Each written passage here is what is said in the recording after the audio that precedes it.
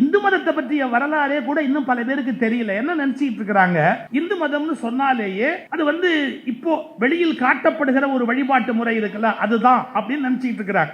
எதுக்கு குறிப்பா சொல்ல வர அப்படின்னு கேட்டீங்கன்னா, வெளியிலேருந்து ஒரு கூட்டம் வருது, சிந்து நதிக்கு அந்த பக்கம் அவங்க செட்டில் ஆகுறாங்க. அப்போ இந்த இந்தியாவில் சிந்து நதிக்கு இந்த பக்கமா பல கூட்டம், பல கடவுள், பல மொழி, பல விதமான வாழ்க்கை முறை எல்லாமா இருக்கிறாங்க, சௌக்கியமா இருக்கிறாங்க, சந்தோஷமா இருக்கிறாங்க. வெளியிலேருந்து வந்தவங்க அந்த ஆற்றங்கரை ஓரமா உட்கார்ந்து இருக்கிறாங்க, பாக்குறாங்க. அவங்க இங்க இருக்கிறவங்களை பார்த்து சித்தூஸ் சித்தூஸ் அப்படின்னாங்க, சிந்துக்கு இந்த பக்கமா இருக்கிறவங்க அப்படி.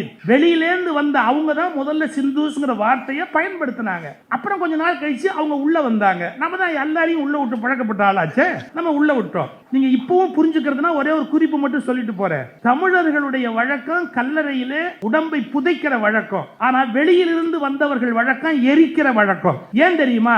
தமிழனுக்கு நிலம் சொந்த நிலம், அதனால புதைச்சான். நிலம் இல்லாதவன் வேற வழி இல்லை, எரிச்சான். சார், நாடோடியா யாத்திரை வரவனுக்கு ஏது சார் நிலம்? நாடோடியா யாத்திரை வர்றவங்களுக்கு ஏது நிலம்? அதனால இறந்து போயிட்டா அப்படியே எரிச்சு ஆத்தங்கல்ல அப்படியே விட்டு போயிடுவாங்க. இந்த அப்படி ஆத்துல விட்டுட்டு போற அநாதத்தனத்தை புனிதமா பேசுகிற பழக்கம் இன்னைக்கு வளர்ந்து போச்சு. நிலம் இல்லப்பா உங்களுக்கு, அதனால வேற வழி இல்லை, நீங்க எங்கேயோ எரிச்சிட்டு எங்கேயோ போட்டு போனீங்க. எங்களுக்கு வயக்காடு இருந்தது, அதனால எங்க வயல்ல புதைச்சோம், நாங்க அவங்கள நினைச்சோம். யாருக்கு நிலம் இருக்கோ அவன் தானே புதைக்க முடியும். நிலம் இல்லாத நம்ம வீட்டுல புதைக்க முடியுமா? இந்த வரலாற்று உண்மைகள்லாம் மறைச்சிட்டு வெளியிலேருந்து வந்தவங்க கொஞ்சம் ஒரு காம்ப்ரமைஸ் பண்றேன். ஏன்னா உள்ள இருந்தவங்க சண்டை போட்டுக்கிட்டே இருந்தா, நீ சுமார், நீ கொஞ்சம் சுமார், நீ கொஞ்சம் சுமார்.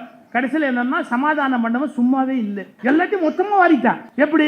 இவன் சாமி, இவன் பழக்க வழக்கம், இவங்கிட்ட இருந்த நூல், அவங்கிட்ட இருந்து எல்லாத்தையும் அவன் அவனது அவனது அவனது அவனது அவன் பாட்டு எடுத்துக்கிட்டே இருந்தான். நம்ம விவரம் இல்லாம இருந்தான்.